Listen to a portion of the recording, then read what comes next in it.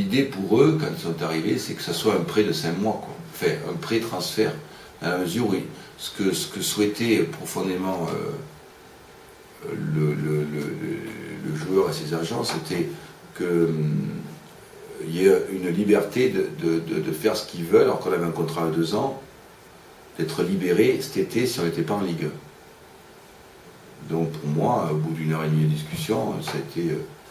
c'est moi les dirigeants et moi, dans le sens que vous voulez, on a décidé que ce n'était pas une condition qui était acceptable. Voilà, tout simplement. On s'est quitté en bon terme, mais ce n'était pas une condition acceptable. C'était pour nous un engagement de 2 ans. On sait que ce joueur est un excellent joueur, parmi les meilleurs de Ligue 2, mais il fallait qu'il y ait une envie bien enracinée, bien ancrée dans sa tête. Puis en fait, Prince, à force de parler et de discuter, ce qu'il m'a avoué, c'est que ce qu'il voulait, c'est aider ses partenaires à se maintenir, ce qui est quelque chose de très valorisant pour lui. Il dit, moi, en fait, coach, je vais vous dire ce que je veux, c'est aider, pas lâcher mes partenaires et les aider à se maintenir en Ligue 2. Mais j'ai dit, voilà, c'est une belle chose de ta part, une bonne chose, compte tenu qu'il est libre en fait, à moins de jouer. En ce qui concerne Mounir Obadi, c'est une force vive importante qui s'en va. Et c'est un coup dur pour nous, c'est un coup dur pour le président, mais d'après les échos que j'ai dans la rue, bon, tout le monde sait que tout le monde s'accorde à dire que c'était impossible de faire autrement. Mais ça, c'est une force très très importante qui s'en va. Mais bon, il faut positiver. En ce qui concerne la gestion des autres joueurs, que ce soit Benjamin ou Greg, avait très peu de temps de jeu.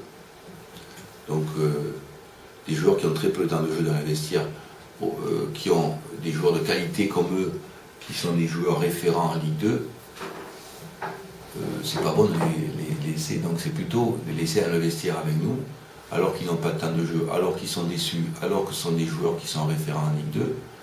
Ce n'est pas des forces vives qu'on enlève, c'est plutôt on allège le vestiaire d'un poids psychologique de gens qui sont un peu déçus.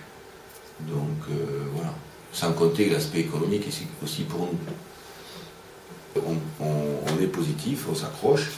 Là on aurait bien voulu, on fait travailler de nombreuses personnes dans le recrutement qui ont des noms à nous proposer, donc on s'est penché sur ces noms, il se trouve que ça a échoué. Mais il n'était pas question de mettre un autre nom pas suivi, juste pour l'idée de, entre guillemets, se faire plaisir ou faire plaisir à l'opinion, de prendre quelqu'un pour prendre quelqu'un, de faire entrer le vestiaire dans la famille. L'idée, c'était qu'il fallait qu'il apporte quelque chose. Les clubs qui recrutent beaucoup ne sont pas les clubs qui gagnent.